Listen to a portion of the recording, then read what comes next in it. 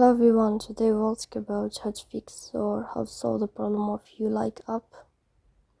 You will click on settings as you see, and you can click. Here in this page you can go to apps, default apps, app settings. On above you can search about Ulike and you will enter. Here in this page you can go to first stop and you can click OK.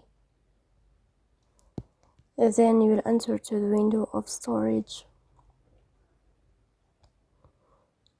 Here you can click on clear cache.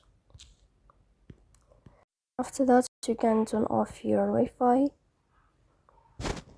and you can turn on your Wi-Fi again to fix that problem. So please don't forget to support us by like and subscribe soon.